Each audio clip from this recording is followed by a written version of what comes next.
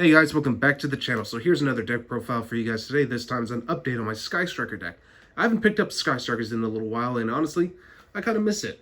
Now, the deck actually has seen some success rather recently. In fact, someone won first place with it.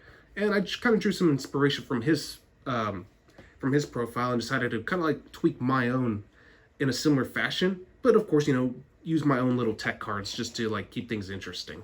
So Sky Striker's another control deck. This one utilizes more on spells than trap cards like Counter Fairies do, even Subterra Guru Control. So I figured I'd just show you guys my own take on Sky Strikers.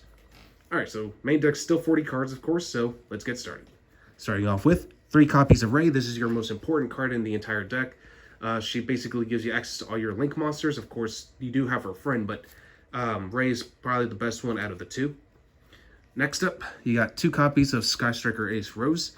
So, if a Sky Striker Ace monster is normal or special summoned, except herself, of course, you can special summon this card from your hand, and if an opponent's monster in the extra monster zone is destroyed by battle and leaves the field because of your own card effect, while this card is in your graveyard, you can special summon this card. So it's a really good extender, and then also you can negate the effects of one face-up monster your opponent controls. So this card actually has a built-in negation effect, which is really nice.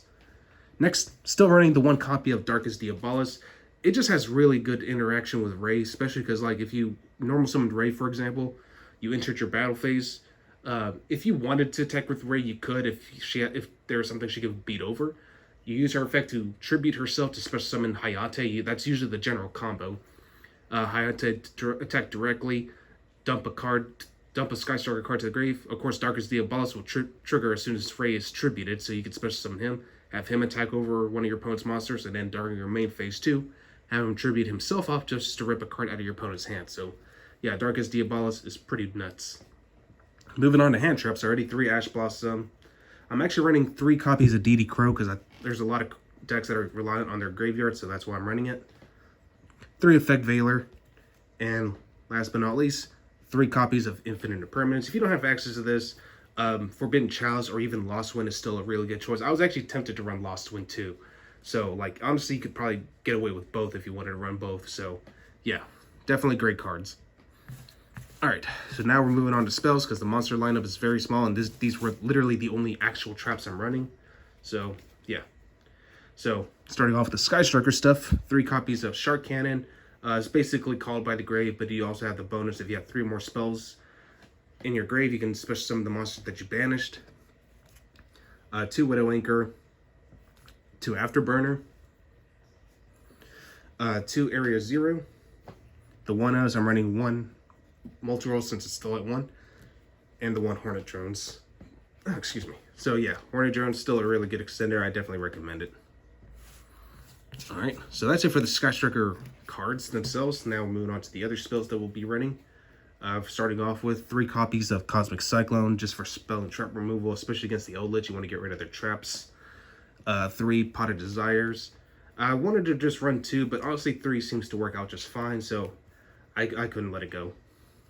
1 Mystic Mine, 1 Terraforming, Set Rotation, Rhoda, and last but not least, Upstart Goblin. So really not much else to say about this.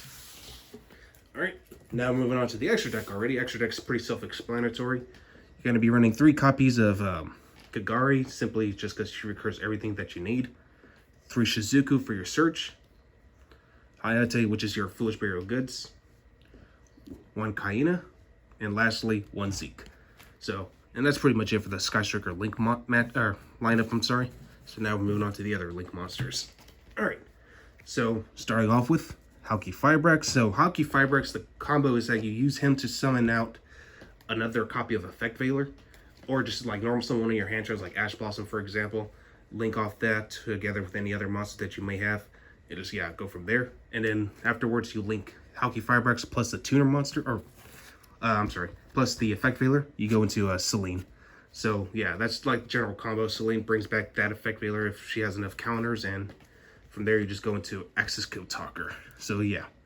And, of course, I'm running 1 Barricade Borg Blocker. In case if I happen to lose that multi-roll, I can get it back with this card. So, it also protects it, too. So, that's the only reason I'm running it. But yeah, Axis Code Talker is generally the generally the main win condition of this deck.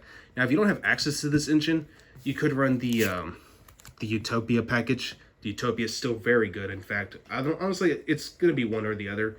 I just like this engine a little bit better because you have more OTK possibilities because you can banish so many different attributes, and the fact that you just swing over your opponent for like 53k. That's the only reason why I'm running it. Well, not 53k, but 5.3k. I guess that's the right way to say it. But yeah, that's the only reason. Anyway, for the side deck, 3 Nibiru, just because, you know, it's kind of good against Adamantipator, so I kind of hesitated whether I wanted to keep this in the main deck or not. And, you know, I might change it up.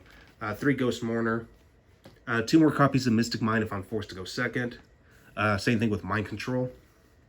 Most people kind of overlook this card. I still think it's really good, this format. D-Barrier, because, you know, a lot of people are running Synchros, especially like Eldritch Synchro. Adamantipator is a Synchro deck. Dino Synchro. It's just really good. So, yeah, D-Barrier. I don't see like why people aren't running this in their side decks right now. And last but not least, There Can Only Be One. Now, this is actually the card I like to use against Adamantipator because it's a whole... The deck is entirely rock, so yeah, you definitely just want to play this. Alright, so that's pretty much it for the whole Sky Striker deck. Hopefully you guys enjoyed this. And as always, I will catch you guys again next time.